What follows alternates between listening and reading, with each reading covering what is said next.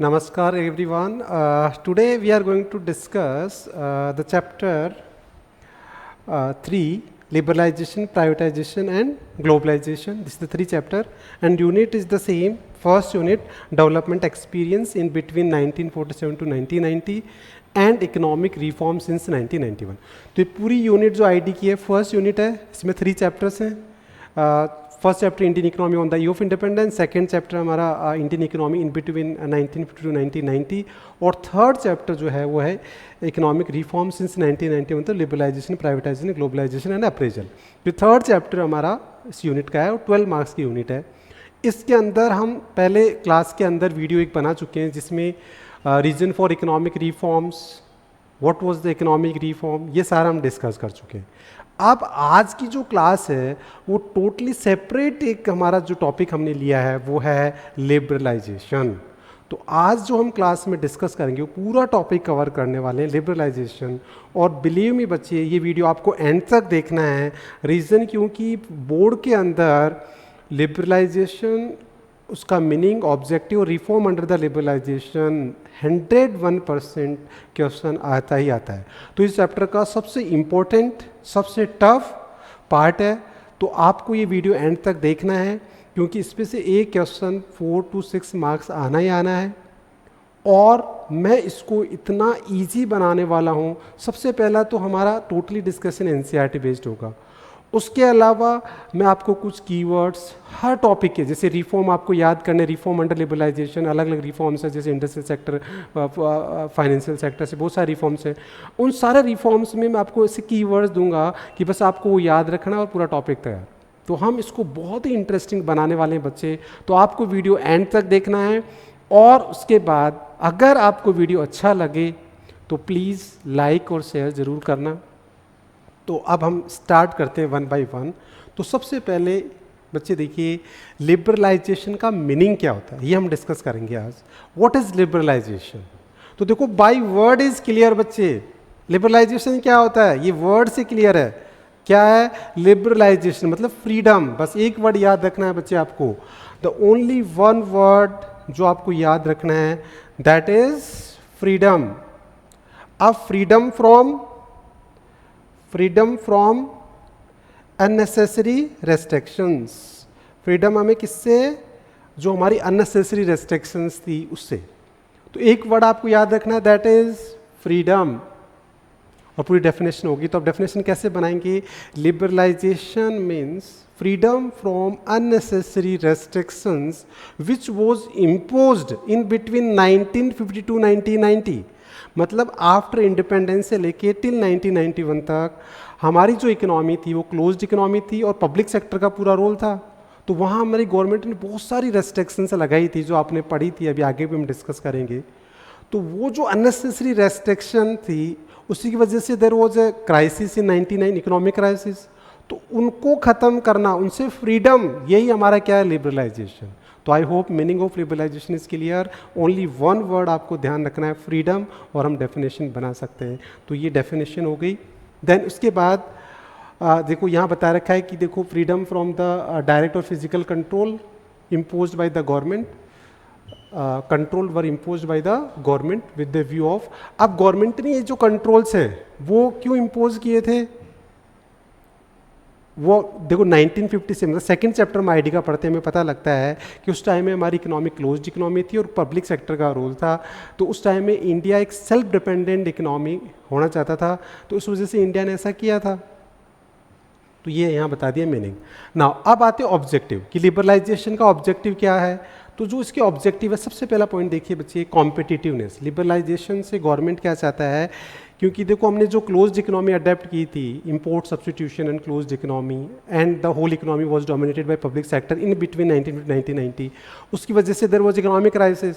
तो अब हमारे बेसिकली जो सबसे मेन प्रॉब्लम आया था वो था इन्फ्लेशन, क्योंकि डिमांड तो बढ़ती गई और सप्लाई हमारी बढ़ी नहीं. तो अब गवर्नमेंट चाहता था कि कहीं ना कहीं बाहर की कंपनीज को अब हम अलाउ करें और उससे हमारी कंपटीशन बढ़े, जिससे कंज्यूमर को ज़्यादा बेनिफिट हो और टेक्नोलॉजी भी ट्रांसफर हो. तो ये देखो ऑब्जेक्टिव हो गया. सबसे पहले कंपटीशन, फिर इन्वेस्टमेंट और टेक्नोलॉजी आएगा, फिर डेट बर्डन, कि गवर्नमेंट के ऊपर क्या हो रहा था?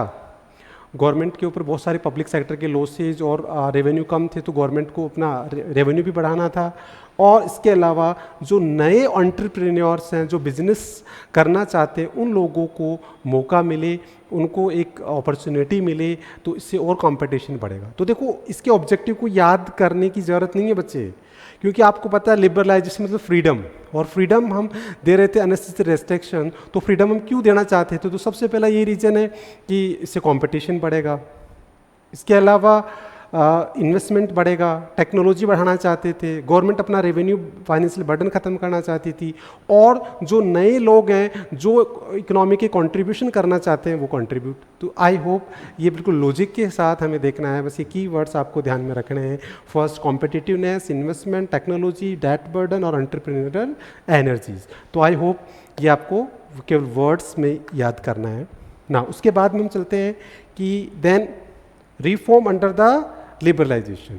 अब हम चल रहे हैं रिफॉर्म अंडर द लिबरलाइजेशन। तो ये बहुत इंपॉर्टेंट पार्ट है बच्चे। अभी तक हमने मीनिंग ऑब्जेक्टिव पढ़ा, तो सबसे इंपॉर्टेंट पार्ट जो इसका है वो है रिफॉर्म अंडर लिबरलाइजेशन। इस पे कहीं ना कहीं सीबीएसई में या तो कोई एक पर्टिकुलर रिफॉर्म पूछा जाएगा कि एक्सप्लेन द, से for example industrial reform, financial, या कोई भी एक रिफॉर्म आपसे पूछ लिया, या फिर एनी टू। तो यहाँ से क्वेश्चन 99% बनता है। तो बच्चे आपको वीडियो एंड तक देखना है, एंड बिलीव मी इसी क्लास में मैं आपको याद ही करवा दूंगा। मतलब वन टाइम वॉच वीडियो होगा, आप एंड तक देखिए, लास्ट में सारे कीवर्ड्स आपको मिलेंगे, और केवल एग्जाम टाइम में पढ़ना है, इस ये पूरी कोशिश में करने वाला हूँ। तो अब देखिए इधर रिफॉर्म अंडर लिबरलाइजेशन क्या क्या होते हैं? 5। सबसे पहला क्या है? Industrial sector reform. सेकेंड क्या है? Financial sector reform. Third physical reforms या tax reforms. Fourth foreign exchange reforms. और फिफ्थ क्या है?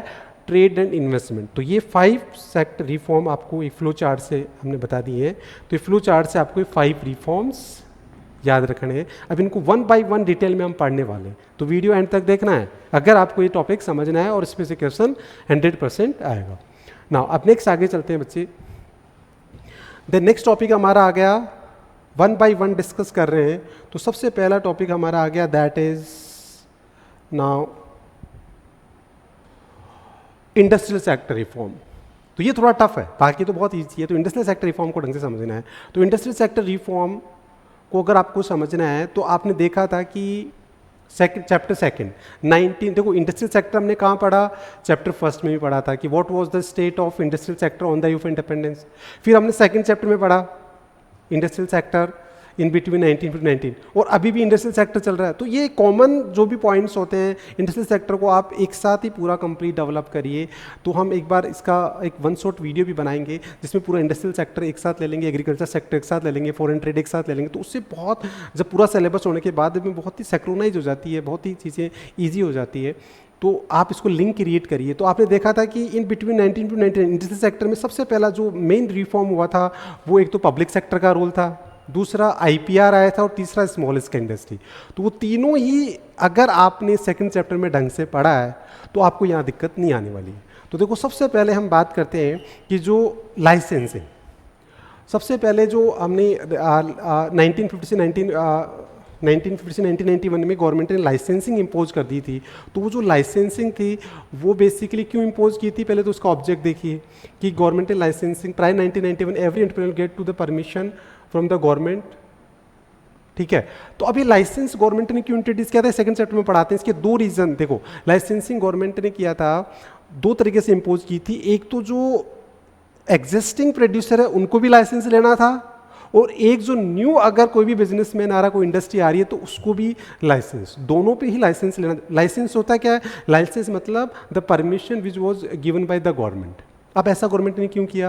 क्योंकि गवर्नमेंट ने इसलिए किया क्योंकि there was 2 type of inequalities in between 1950 to 1991। एक रीजनल इनइक्वालिटीज हो रही थी, एक पर्सनल इनइक्वालिटीज हो रही थी। मतलब कुछ एरियाज जो थे वो केवल जैसे महाराष्ट्र, गुजरात, वो इंडस्ट्री डेवलप हो रहे थे, बिहार, राजस्थान, ये सारे बैकवर्ड हो रहे थे। पर्सनल इनइक्वालिटी, टाटा, अंबानी, बस यही लोग क्या कर रहे थे? सारा कंट्रोल इन्हीं का हो रहा था। तो ये जो इनइक्वालिटीज हो रही थी इसकी वजह से गवर्नमेंट ने लाइसेंसिंग सिस्टम स्टार्ट किया था। बट नाउ अब लाइसेंसिंग सिस्टम को रिमूव कर दिया। तो देखिए सबसे पहले industrial licensing was abolished from almost and all but product categories, अब वो कौन कौन सी ये याद रखनी है बच्चे, ये एनसीईआरटी का बहुत इंपॉर्टेंट टॉपिक है, ये आपको मैंने इसीलिए हाईलाइट किया है।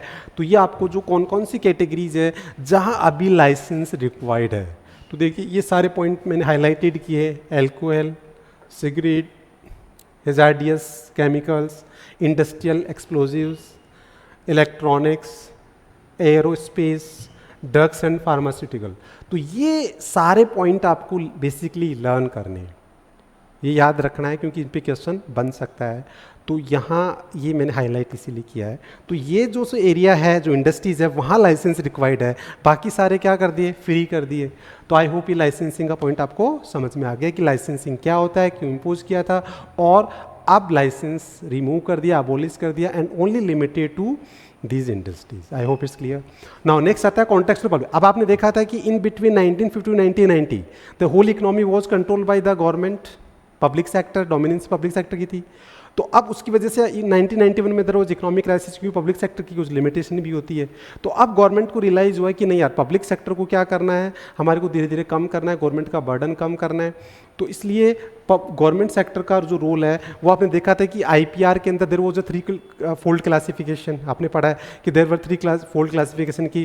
फर्स्ट जो कैटेगरीज थी उसके अंदर all industries were reserve for the public sector, second categories में पब्लिक और private but dominancy was the public sector, and third categories में जो है प्राइवेट सेक्टर। तो अब गवर्नमेंट ने रियलाइज़ किया और उन्होंने क्या किया कि prior 1991 private sector was not allowed to many industries, जो नहीं अलाउ था। Under the new industrial policy the number of industries were reserve for the public sector was reduce from 17 to 8, और फिर क्या हो गया 3, और अभी तो बच्चे ओनली क्या रह गया 2, और 2 भी कंप्लीट नहीं है, ये याद रखना है, 2 भी कंप्लीट नहीं है। देखो a part of atomic energy generation, केवल कुछ पार्ट है, और इसके अलावा some core activities of railway. तो बच्चे ये ध्यान रखना आपको कि अभी जो पब्लिक सेक्टर की डोमिनेंसी है या कंट्रोल्ड है वो 100% कहीं भी नहीं है, केवल जो है वो केवल 2 एरियाज़ में है, वो भी एक हमारा लिमिटेड है, उसको भी गवर्नमेंट विड्रॉल कर रही है फेज वाइज। तो ये कॉन्ट्रैक्शन ऑफ पब्लिक सेक्टर जो है वो डे बाई डे क्या हो रहा है, बढ़ता जा रहा है। और इनिशियली आपको पता है कि इन 1950 to 1990 ब्रेड बटर से लेके सब कुछ पब्लिक सेक्टर प्रोड्यूस कर रहा था। तो ये आपका कॉन्ट्रैक्शन ऑफ पब्लिक सेक्टर हो गया। Then reform in the small scale industry. अब आपको पता है कि 1950 to 1991 आपने पढ़ा था कि रिफॉर्म का जो पब्लिक सेक्टर था, जो स्मॉल सेक्टर था, स्मॉल स्केल इंडस्ट्री, उसको बहुत प्रायोरिटी दी गई थी। और उसको हमने पढ़ा है आपको सेकंड चैप्टर के अंदर इंडस्ट्रियल सेक्टर में, कि वहाँ बेसिकली क्या किया गया था, सबसे इंपॉर्टेंट चीज़ जो की थी वहाँ कि 2 चीज़ें जो थी इंडस्ट्रियल सेक्टर की, सॉरी स्मॉल स्केल इंडस्ट्री की, वो एक तो क्या था कि बहुत सारे प्रोडक्ट रिजर्व कर दिए गए थे कि ओनली वो जो प्रोडक्ट है वो कौन प्रोड्यूस कर सकता है, केवल स्मॉल स्केल इंडस्ट्री प्रोड्यूस कर सकता है। और एक गवर्नमेंट ने बहुत सारे इंसेंटिव्स दे दिए थे, tax and subsidies and all. तो ये इसलिए दिया था कि गवर्नमेंट चाहता था कि ज़्यादा से ज़्यादा क्या हो, एम्प्लॉयमेंट जनरेट हो, ज़्यादा से ज़्यादा इनइक्वलिटीज़ खत्म हो, ज़्यादा से ज़्यादा हमारा डोमेस्टिक प्रोडक्शन बढ़े। बट 1991 में आते आते देर वॉज इकोनॉमिक क्राइसिस, तो गवर्नमेंट को लगा कि नहीं, अब हमें कंपटीशन बढ़ाना है। तो इसलिए गवर्नमेंट ने क्या कर दिया कि स्मॉल स्केल इंडस्ट्रीज़ में जो प्रोडक्ट गवर्नमेंट ने जो रिड्यूस किए थे, वो यहाँ लिखा है कि प्रायर 1991 सम गुड, जो हमने पढ़ा कि बहुत सारी जो प्रोडक्ट्स प्रोड्यूस थे वो रिजर्व थे, अब उनको डी रिजर्व कर दिया, ये रिफॉर्म हुआ है। और द इन्वेस्टमेंट लिमिट, देखो इन्वेस्टमेंट लिमिट है वो टाइम टू टाइम बढ़ी, पहले 50 लाख थी, फिर 1 करोड़ हुआ, अब 5 करोड़, और भी प्रेजेंट में ड्यूरिंग द कोविड ये 10 करोड़ तक पहुंच गया है। तो ये आपको अभी एनसीईआरटी के अकॉर्डिंग आपको 1 करोड़ ही याद रखना है, क्योंकि हमारा मेन टेक्स्ट बुक है एनसीईआरटी, उसके अकॉर्डिंग अगर एग्जाम में आता है तो आपको 1 करोड़ जो इन्वेस्टमेंट लिमिट है वही ध्यान में रखनी है। तो यहाँ 5 करोड़ की जगह 1 करोड़ ही रखिए, क्योंकि एनसीईआरटी के अकॉर्डिंग हमें चलना है। तो आई होप ऐसे लेटेस्ट मैंने आपको बता दिया, प्रेजेंट में 10 करोड़ तक है। तो ये रिफॉर्म, तो स्मॉल स्केल इंडस्ट्री में रिफॉर्म क्या हुआ, सबसे पहला प्रायर जो आप बहुत सारे प्रोडक्ट जो रिजर्व थे उनको डी रिजर्व कर दिया और इन्वेस्टमेंट लिमिट बढ़ा दी, बस ये 2 मेन रिफॉर्म हुए। और लास्ट जो था मार्केट फोर्सेज, अब market forces are allowed now.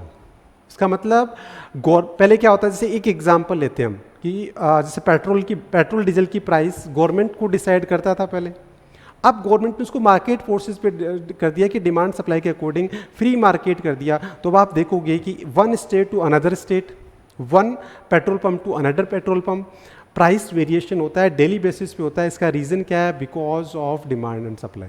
तो इसका मतलब एक एग्जांपल मैंने आपको दे दिया कि गवर्नमेंट ने जो अपना इंटरवेंशन है वो ख़त्म कर लिया एंड फ्री मार्केट मतलब डिमांड सप्लाई के अकॉर्डिंग उन्होंने फ्री कर दिया।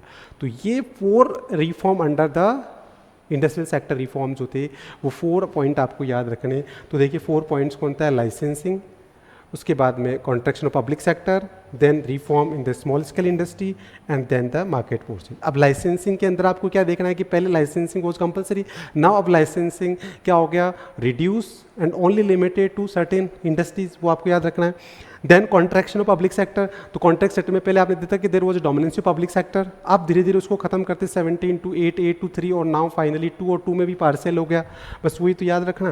देन उसके बाद रिफॉर्म स्मॉल स्केल इंडस्ट्री में क्या था? Earlier there was a reserve product था, अब उसको डी रिजर्व कर दिया और इन्वेस्टमेंट लिमिट बढ़ा दी, बहुत ईजी है ना। देन उसके बाद में मार्केट फोर्सेज, मतलब now the government intervention is remove हो गया और फ्री मार्केट। तो इस तरीके से बहुत इजी तरीके से आप एक बार वन टाइम वॉच आपने ढंग से देख लिया तो आप आराम से इस पर लिख सकते हैं। तो आई होप आपको इंडस्ट्रियल रिफॉर्म समझ में आ गया होगा। नाउ अब आगे चलते हैं next, that is financial sector reform. Next topic हमारा क्या है? Financial sector reform. तो बच्चे अब देखिए फाइनेंशियल सेक्टर रिफॉर्म ये भी बड़ा इंटरेस्टिंग है और इसमें भी मैं आपको कीवर्ड देने वाला हूँ और वो कीवर्ड से आप वन टाइम वॉच हो जाएगा। ऐसे हर रिफॉर्म को मैं आपको बहुत इजी बनाने वाला हूँ, तो वीडियो एंड तक देखना जरूर है, क्योंकि अगर आपको ये टॉपिक वन टाइम वॉच में अगर आपको कंप्लीट करना है और एग्जाम में फुल मार्क्स लेने हैं तो वीडियो ज़रूर देखना है। और अगर आपको पसंद आता है तो डेफिनेटली आप लाइक और शेयर ज़रूर करिए, जिससे हमारे को एक मोटिवेशन मिलता है। सो फाइनेंशियल सेक्टर रिफॉर्म में देखिए, अब सबसे पहले फाइनेंशियल सेक्टर जो उस टाइम में था वो क्या इंक्लूड करता है? तो देखिए financial sector include basically financial institutions such as commercial bank, investment bank, stock exchange, और ये सारी चीज़ें इसमें इंक्लूड होती थी। बट अभी हम जो हमारा जो डिस्कशन होगा एज पर द एनसीईआरटी वो लिमिटेड होगा ओनली द बैंकिंग सेक्टर। तो हमारे यहाँ फाइनेंशियल सेक्टर का मतलब we were only limited to the basically banking sector से लिमिटेड रहेंगे, क्योंकि एनसीईआरटी के अकॉर्डिंग हमें चलना है। अदरवाइज तो देखो there is no limit of Indian economy. तो इंडियन इकोनॉमी को अगर आपको ईजी बनाना है तो उसका तरीका यही है कि आपको एनसीईआरटी के अकॉर्डिंग चलना पड़ेगा। तो अब देखिए सबसे पहले जो रिफॉर्म हुआ फाइनेंशियल सेक्टर में, सबसे पहला रिफॉर्म का हुआ क्या हुआ? Role of RBI. बस एक कीवर्ड याद रखना आपको, रोल ऑफ आरबीआई। तो आरबीआई का जो रोल था वो चेंज हो गया फ्रॉम रेगुलेटर टू फैसिलिटेटर। अब इसको कैसे समझ में आ गया कि क्या चेंज हुआ? जैसे हमारे टाइम में जो टीचर्स थे वो रेगुलेटर थे, मतलब उनका कंट्रोल ज़्यादा होता था, डोमिनेंसी होती थी, है ना। आज के टाइम में जो टीचर्स हैं, जो आपके टीचर्स हैं, वो दे आर फैसिलिटेटर। वो आपसे रिक्वेस्ट ही करते बच्चे पढ़ लो, बच्चे ये कर लो, वो कर लो। आपको प्रॉपर तरीके से डांट भी नहीं सकते, कोई पनिशमेंट भी नहीं दे सकते। इसका मतलब टाइम बिंग ये भी चेंज हुआ। तो वैसे ही आरबीआई का रोल पहले क्या था? आरबीआई वॉज वेरी स्ट्रिक्ट और डोमिनेंसी थी, सारा कंट्रोल था। बट अब धीरे धीरे आरबीआई का रोल क्या हो गया? चेंज कर दिया गया। आरबीआई ने बहुत सारी चीज़ें जो है वो रिस्ट्रिक्शंस थी, जो रूल्स वो लिबरल कर दिए और जो कमर्शियल बैंक्स है उसको फ्रीडम दे दी। तो अब जैसे रोल चेंज हुआ फ्रॉम रेगुलेटर टू फैसिलिटेटर, इसका मतलब अब आरबीआई एक फैसिलिटेटर हो गया और उसी के साथ उसने सीआरआर, बैंक रेट, एसएलआर, उनकी रेट्स को भी क्या कर दिया? कम। इसके अलावा देखो और क्या रिफॉर्म हुआ? देन उसके बाद इस्टेब्लिशमेंट। तो देखो आरबीआई ने क्या कर दिया? एक फ्रीडम दे दी कि कोई भी जो पहले क्या था 1950 से 1990 तक only the public sector bank हुआ करती थी, बट अब आरबीआई ने कह दिया कि नहीं, आप प्राइवेट सेक्टर बैंक भी स्टैब्लिश हो सकती है और फॉरेन बैंक भी। तो ये एक सबसे बड़ा रिफॉर्म हुआ कि आरबीआई ने परमिशन दे दी। देन उसके बाद में फॉरेन इन्वेस्टमेंट, और वो कहाँ तक? 74% तक। मतलब इसका मतलब क्या होता है कि जो एफडीआई होता है, फॉरेन इन्वेस्टमेंट होता है, मतलब जो ओनरशिप होती है, वो जो प्राइवेट बैंक्स हैं या जो पब्लिक सेक्टर बैंक्स हैं उनके अंदर 74% तक प्राइवेट सेक्टर बेसिकली उसमें वो ऑन कर सकते हैं। अभी तक तो देखो प्रेजेंट में तो 100% हो गया, बट उस टाइम में 74% तक कर दिया था।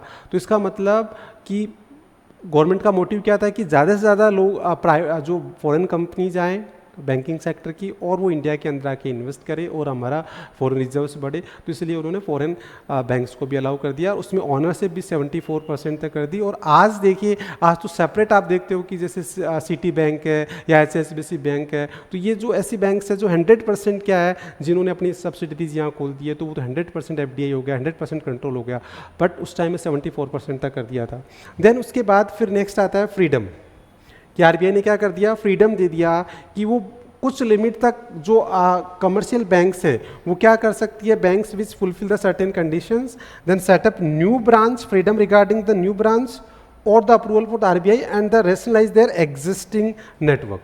मतलब अपनी नई ब्रांच खोल सकती है विदाउट एनी परमिशन। इसके अलावा वो जो रेशनलाइज कर सकती है अपनी बैंक, उसको बढ़ा सकती है, जो एग्जिस्टिंग ब्रांच है उसको भी बड़ा कर सकती है। इसका मतलब उसकी परमिशन लेने की ज़रूरत नहीं है। तो इसका मतलब बहुत लिमिट तक RBI ने फ्रीडम दे दी।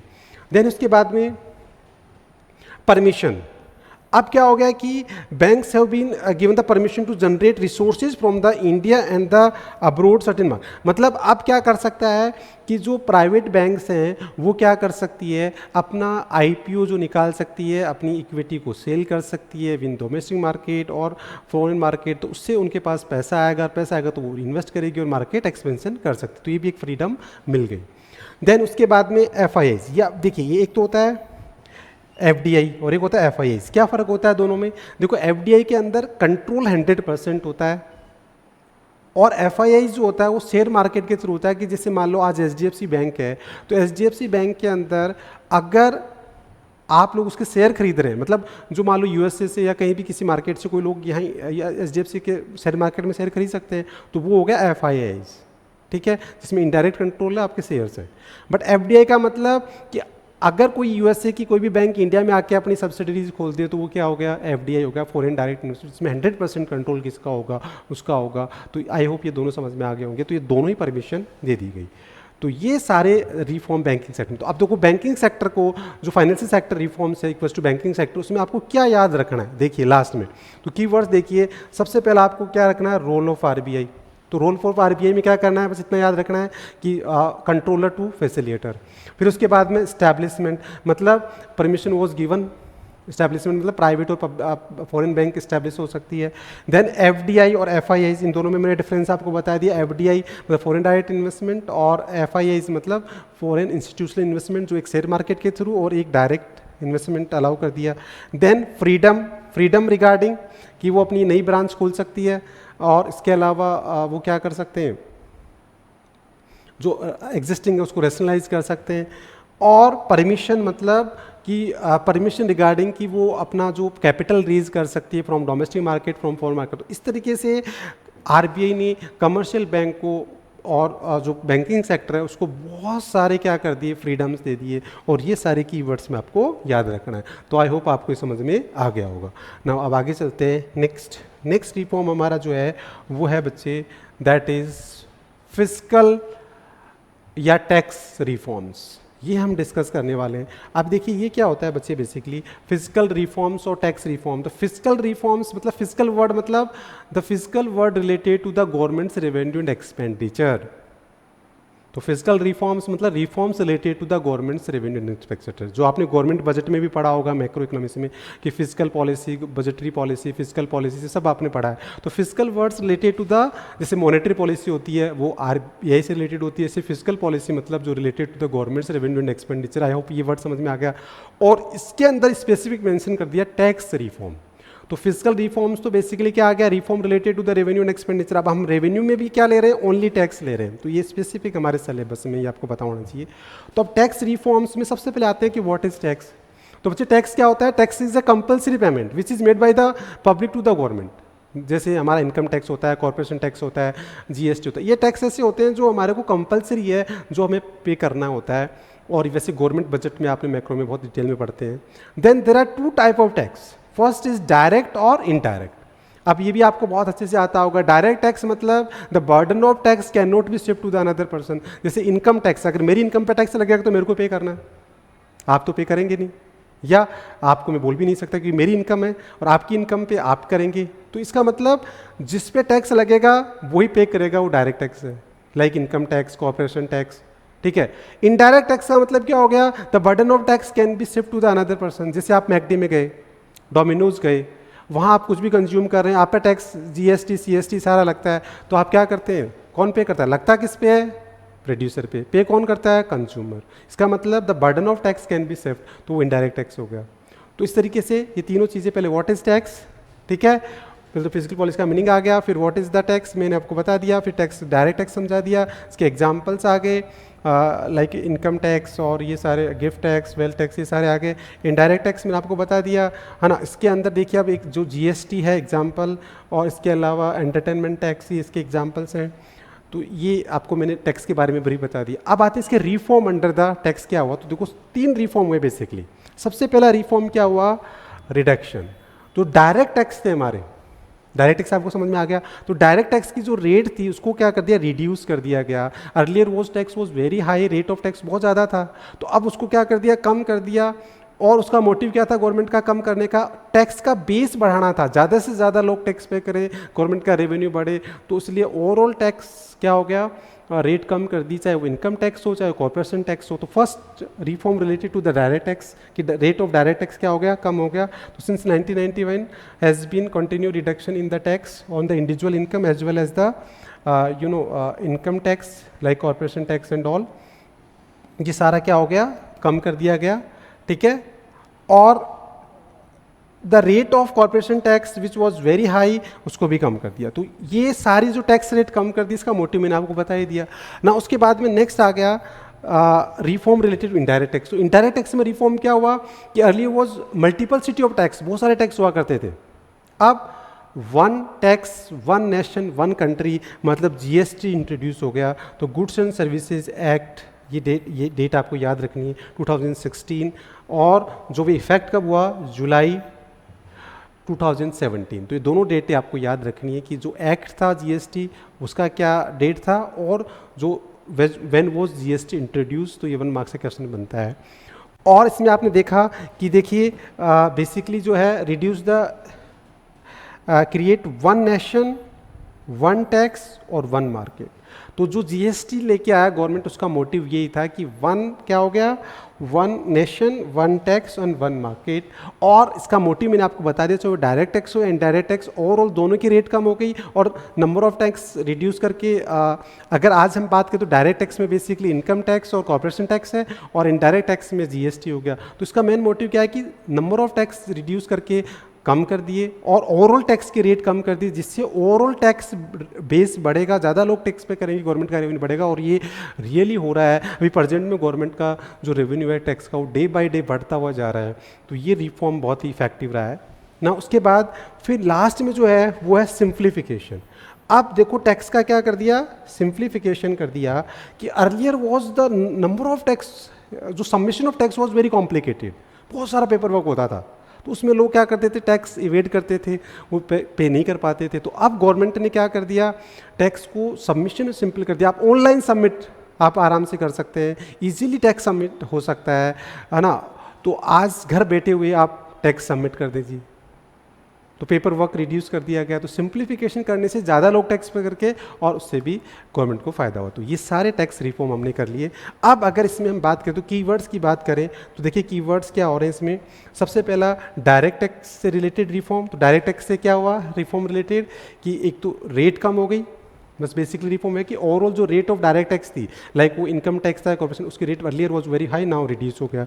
इनडायरेक्ट टैक्स में रिफॉर्म क्या हुआ, रेट भी कम हो गई और नया टैक्स जीएसटी आ गया, और one country one tax one market ये सारा इस्टेब्लिश हो गया।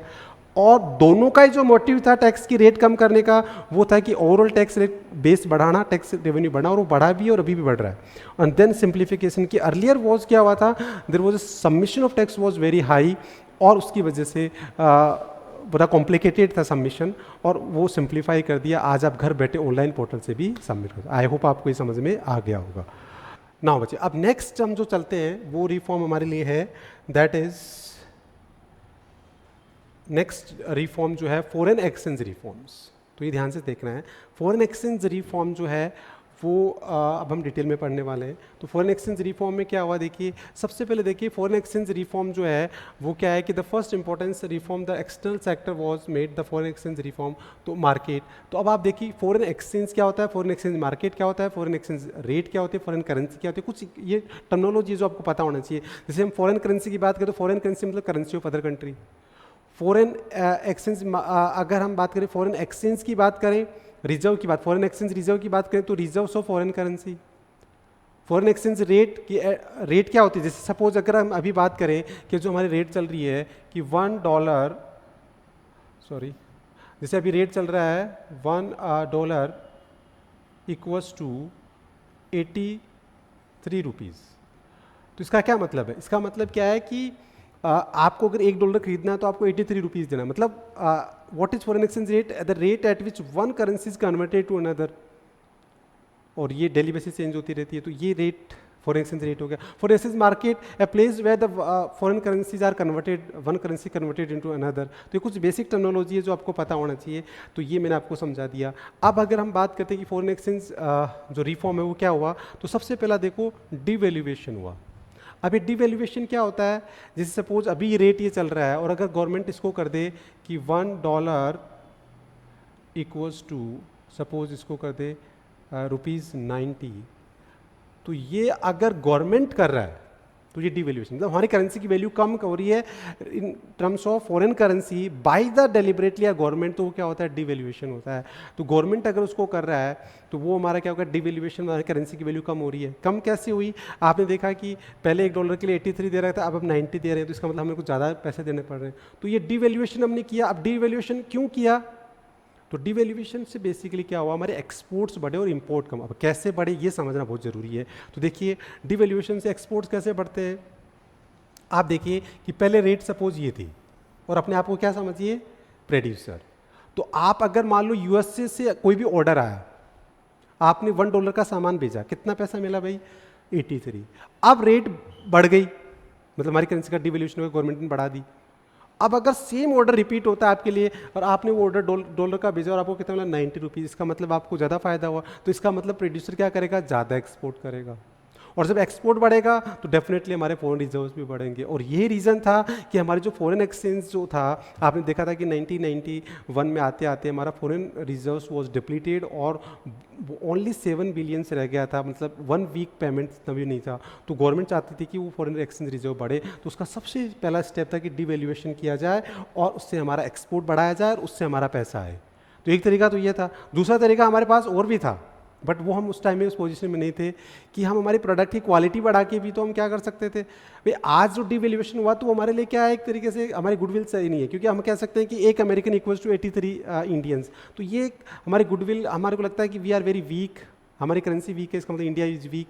बट अगर आज इसको हमें स्ट्रॉन्ग करना है तो उसका तरीका ये कि हमारे क्वालिटी ऑफ प्रोडक्ट से हम बढ़ा लेते हैं उस टाइम में, तो हमें ये डिवैल्यूएशन नहीं कर, बट वो आज भी हम पोजीशन में नहीं और पहले भी नहीं थे, तो इसलिए हमारे को डिवैल्यूएशन करना पड़ा। अब धीरे धीरे इंडिया ट्रांसफॉर्म हो रहा है, अब क्वालिटी प्रोडक्ट्स बन रहे हैं, धीरे हमारा एक्सपोर्ट बढ़ रहा है, तो इससे हम होप करते हैं कि फ्यूचर में ये हमारा करेंसी का जो रेट है वो डाउन होगा। नाउ ये हमने डिवैल्यूएशन का पूरा हमने डिस्कस कर लिया, इसका मीनिंग डिस्कस कर लिया, इसका इम्पैक्ट क्यों किया, ये सारा हमने डिस्कस कर लिया। देन अब आ गया next reform, foreign exchange deregulation. इसका मतलब पहले क्या आता था, जो फिक्स एक्सचेंज रेट चलती थी, और अब गवर्नमेंट ने क्या कर दिया कि जो हमारी फॉरेन एक्सचेंज रेट थी उसको फ्री मार्केट पे छोड़ दिया, डिमांड एंड सप्लाई, जिसको हम फ्लेक्सिबल एक्सचेंज रेट और मैनेज फ्लोटिंग, जो फ्लोटिंग रेट बोलते हैं बेसिकली, वो सारा हम मैक्रो के अंदर पूरा फॉरेन एक्सचेंज रेट में पढ़ते हैं। तो अब फ्री मार्केट मतलब अब जो रेट डिसाइड होती है वो डिमांड सप्लाई, जैसे सपोज आज अगर यूएसए प्रोडक्ट की डिमांड बढ़ रही है, मतलब हम ज़्यादा इंपोर्ट कर रहे हैं, तो डॉलर क्या हो जाएगा, एप्रिशिएट हो जाएगा, और हमारी करेंसी क्या हो जाएगी, डेप्रिशिएट, हमारी वैल्यू कम हो जाएगी। अगर आज ये वैल्यू कम हो रही है ना, डे बाय डे अगर ये रुपीज़ की वैल्यू कम हो रही है, तो इसका रीज़न क्या है, इसका रीज़न है कि हम यूएसए के प्रोडक्ट्स को ज़्यादा इंपोर्ट कर रहे हैं, ज़्यादा पसंद कर रहे हैं, तो इसलिए उसकी डिमांड बढ़ रही है। ठीक है, तो आई होप ये डिमांड सप्लाई से हो गया। तो जैसे डिमांड सप्लाई चेंज होगी प्रोडक्ट की, वैसे हमारी फॉरेन एक्सचेंज रेट चेंज हो जाती है। तो ये फ्री मार्केट पे हो गया, और इसलिए डेली बेसिस पे हमारी रेट चेंज होती है, और हर रोज़ न्यूज़पेपर की हेडिंग्स में ऑनलाइन आप चेक कर सकते हो, हर रोज़ ये चेंज होता है। तो ये फ्री मार्केट पे छोड़ दिया। और now more than market determine the exchange rate, ये मैंने आपको बता दिया फिक्स एक्सचेंज रेट क्या होता है, सारा हमने डिस्कस कर लिया। तो फाइनली हमारा फॉरेन एक्सचेंज जो है उससे रिलेटेड रिफॉर्म्स हो गए। तो फॉरेन एक्सचेंज रिफॉर्म को अगर हम कंक्लूड करें तो हमें कह सकते हैं कि फॉरेन एक्सचेंज रिफॉर्म्स हमने क्यों किया, because in between 1950 to 1990 there was a depletion of foreign reserves, हमारे फॉरेन रिजर्व्स बहुत कम हो गए थे और बहुत ही ज़्यादा कम हो गए, 7 बिलियन या 1 वीक इतना भी पेमेंट नहीं था। तो हमें फॉरेन रिजर्व्स को बढ़ाना था, तो बढ़ाने के लिए हमें क्या किया, सबसे पहले हमारी करेंसी का डिवैल्यूएशन किया। तो फर्स्ट हमारे लिए क्या हो गया, कीवर्ड डिवैल्यूएशन। तो डिवैल्यूएशन मतलब हमारी करेंसी की वैल्यू हमने कम की in terms of foreign currency by the government, तो वो डिवैल्यूएशन, उससे हमारे एक्सपोर्ट बढ़े, इंपोर्ट कम हुए और फॉरेन रिजर्व्स बढ़ा। और दूसरा हमने क्या कर दिया, फॉरेन एक्सचेंज जो रिफॉर्म्स थे उसमें हमने क्या कर दिया, डी रेगुलेशन, मतलब हमने फ्री मार्केट पे छोड़ दिया। तो आज जो हमारी फॉरेन एक्सचेंज रेट है वो डिटरमाइन होती है डिमांड एंड सप्लाई से, जिससे हमारे को एक्चुअल पता लगता है कि हम कहाँ स्टैंड करते हैं, कि क्या हमारे प्रोडक्ट की डिमांड बढ़ रही है या और कंट्रीज़ की डॉलर की बढ़ रही है, या तो वो हमें पता लग जाता है। तो इससे हमारा एक्चुअल पोजीशन पता लग जाए और हम उस अकॉर्डिंग हम क्या कर सकते हैं, अपना इंप्रूवमेंट कर सकते हैं और कर भी रहे हैं कि आज हम technology product world class product हम बना रहे हैं।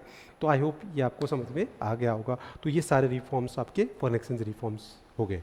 नाउ अब नेक्स्ट जो है बच्चे वो हम डिस्कस करेंगे, दैट इज़ लास्ट जो हमारा रिफॉर्म है, दैट इज़ वो क्या है, ट्रेड एंड इन्वेस्टमेंट रिफॉर्म्स। क्या डिस्कस करेंगे, ट्रेड एंड इन्वेस्टमेंट रिफॉर्म्स। बड़ा इंटरेस्टिंग है। आपको पता है कि 1950 से 1991 there was a closed economy, import substitution, inward looking trade strategy, ये हमने फॉरेन ट्रेड में पढ़ा है। फॉरेन ट्रेड हमने फर्स्ट चैप्टर में पढ़ा है, सेकंड में पढ़ा और अभी भी पढ़ रहे हैं। तो सेकंड चैप्टर में हमने देखा था कि क्लोज्ड इकोनॉमी थी, हमने दो रेस्ट्रिक्शंस लगा दी थी इंपोर्ट सब्स्टिट्यूशन में। एक तो हमने क्या किया था कि इंपोर्ट ड्यूटीज़ हमने टैरिफ से लगा देते, और दूसरा हमने क्वांटिटी रेस्ट्रिक्शन, मतलब हमने कोटाज। अब ये दोनों में क्या फ़र्क है कि जो हम इंपोर्ट कर रहे थे उस पर टैक्स बढ़ा दिए, तो उससे हमारा इंपोर्ट क्या हो गया, महंगा हो गया। और दूसरा हमने क्वांटिटी रेस्ट्रिक्शन, मतलब एक कोटाज, मतलब लिमिट कर दी कि एक सर्टेन लिमिट तक हम क्या करेंगे, इंपोर्ट करेंगे और उसके बाद हम डोमेस्टिकली प्रोड्यूस करेंगे। मतलब एक लिमिट फिक्स कर दी इंपोर्ट करने की, इससे ज़्यादा हम नहीं करेंगे, ताकि जिससे हमारा डोमेस्टिक प्रोडक्शन बढ़े, डोमेस्टिक प्रोड्यूसर को फ़ायदा हो। तो ये दो रेस्ट्रिक्शंस हमने लगाए थे इंपोर्ट सब्स्टिट्यूशन को, उन दोनों को ख़त्म कर दिया। क्यों? क्योंकि अब हमें फॉरेन ट्रेड और इन्वेस्टमेंट, हमें फॉरेन ट्रेड को बढ़ाना था और उसमें फ्रीडम हमें करनी थी। तो हमने ये रिफॉर्म किए। तो देखो सबसे पहला रिफॉर्म हमने ये किया है कि इंपोर्ट, देखो सबसे पहला तो हमने क्या किया कि इसमें इंपोर्ट लाइसेंसिंग है। देखो शुरू में तो ये बता रखा है कि भाई जो पहले क्या था कि जो क्वांटिटिव रेस्ट्रिक्शंस जो हमने लगाई थी इंपोर्ट पे, और उसमें दोनों में डिस्कस कर लिया कि 1950 से 1991 तक में इंपोर्ट सब्स्टिट्यूशन था, उसमें हमने क्या किया। फिर हमने सबसे पहले क्या था, इंपोर्ट लाइसेंसिंग। जैसे हमने कंट्री में लाइसेंसिंग लिया था, वैसे इंपोर्ट पे भी लाइसेंसिंग इम्पोज कर दिया था कि आपको कोई भी इंपोर्ट गुड्स करनी है तो उसके लिए गवर्नमेंट से लाइसेंस लेना पड़ेगा। उसका रीज़न ये था कि इंपोर्ट को कम करना। बट अब वो लाइसेंसिंग रिमूव कर दी, अबोलिश कर दी, except the hazardous and environmentally sensitive industries. बस इसको छोड़ के बाकी सारी गुड्स का आप इंपोर्ट विदाउट एनी लाइसेंस आप कर सकते हैं। तो एक तो रिफॉर्म ये हुआ। दूसरा रिफॉर्म क्वांटिटिव रेस्ट्रिक्शन, जो मैंने आपको बता दिया कि जो पहले क्या था कि there was a fix quota, एक क्वांटिटिव रेस्ट्रिक्शन मतलब एक कोटा, एक लिमिट फिक्स कर दी थी कि इसे अप टू लिमिट आप इंपोर्ट कर सकते हो, उसके बाद में आप नहीं कर सकते। आप उसको क्या कर दिया, रिमूव कर दिया। तो on the imports the manufactured consumer goods and the agriculture products were also fully removed from the program. तो इसका मतलब ये सारी रेस्ट्रिक्शंस हटा दी। अब कितना भी इंपोर्ट हो सकता है, कितना भी export. Now export duties have been removed. तो जो हमारे एक्सपोर्ट ड्यूटीज़ थी वो भी हमने क्या कर दी, रिमूव कर दी, ताकि जिससे हमारा क्या होगा, एक्सपोर्ट बढ़े, इंपोर्ट क्या हो, कम हो।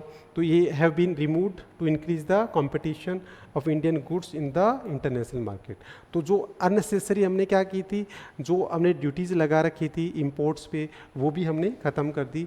तो बेसिकली ये यहाँ इंपोर्ट ड्यूटीज़ होना चाहिए, नोट एक्सपोर्ट, ये थोड़ा गलत लिखा हुआ है, तो आप इसको इंपोर्ट ड्यूटीज़ कर लो। तो इंपोर्ट ड्यूटीज़ क्या हो गई, रिमूव हो गई। और उसकी वजह से क्या हुआ कि हमारा जो इंपोर्ट है वो अर्लियर हमने क्या किया था, इंपोर्ट्स पे ड्यूटी लगा दी थी ताकि इंपोर्ट कम हो।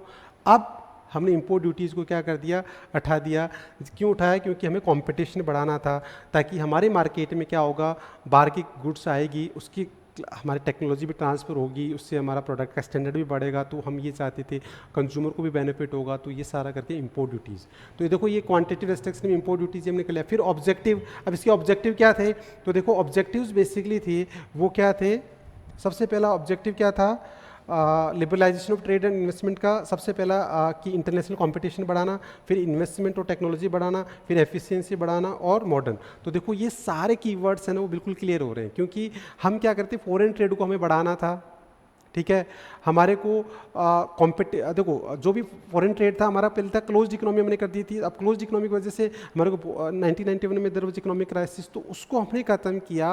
और उसको ख़त्म करके हमने क्या कर दिया, क्यों ख़त्म किया, क्योंकि हम चाहते थे कि कंपटीशन बढ़े। तो कंपटीशन क्यों बढ़े, उसका क्या फ़ायदा होगा हमने डिस्कस कर लिया। फिर उसके बाद में इन्वेस्टमेंट टेक्नोलॉजी, जब बाहर की कंपनी जाएगी तो वो इन्वेस्टमेंट पे आएगा टेक्नोलॉजी, इससे हमारे फॉरेन रिजर्व्स और टेक्नोलॉजी बढ़ेगी।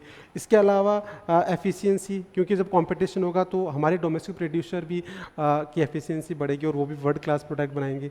और मॉडर्न टेक्नोलॉजी भी ट्रांसफ़र होती है। तो ये सारे रीज़न की वजह से हमने ये सारे रिफॉर्म्स कर दिए। तो आई होप आपको ये समझ में आ गया होगा कि फॉरेन जो ट्रेड और इन्वेस्टमेंट रिफॉर्म्स है। अब उसके कीवर्ड्स देख लो। कीवर्ड्स क्या होंगे, सबसे पहले कीवर्ड्स को देखो। फर्स्ट क्या है, import licensing. Second, import licensing में मतलब पहले earlier there was a licence is required for the import of goods, but अब उसको हटा दिया।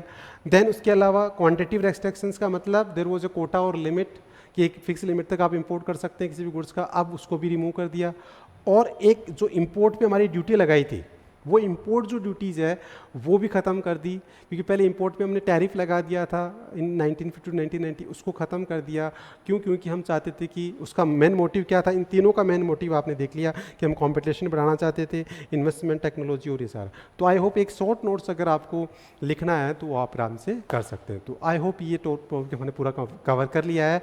तो आज की क्लास में हमने क्या क्या कवर कर लिया, व्हाट इज़ लिबरलाइजेशन, फिर उसके क्या ऑब्जेक्टिव थे, और रिफॉर्म अंडर द लिबरलाइजेशन में हमने क्या क्या कर लिया, 5 कर लिया। सबसे पहले इंडस्ट्रियल सेक्टर किया, फिर उसके बाद में फाइनेंशियल सेक्टर किया, फिर उसके बाद में टैक्स रिफॉर्म्स फिजिकल किए, फिर फॉरेन एक्सचेंज रिजर्व किया, और उसके बाद में इन सब में से मैंने आपको पहले ही बताया था कि डेफिनेटली क्वेश्चन आएगा और एक शॉर्ट नोट्स आएगा। और शॉर्ट नोट्स को आपको तैयार करने के लिए मैंने आपको कीवर्ड्स और मैंने कोशिश की है कि आपको बहुत ईजी से ईजी हो जाए। तो आई होप आपको ये समझ में आ गया होगा। और आपको अगर ये वीडियो पसंद आया है और आपको समझ में आया है और वैल्यूएबल लगा है तो प्लीज़ आप वीडियो को लाइक करिए, शेयर करिए, इससे हमारे को एक मोटिवेशन मिलता है। और कुछ कमेंट बॉक्स में जाके कमेंट भी आप कर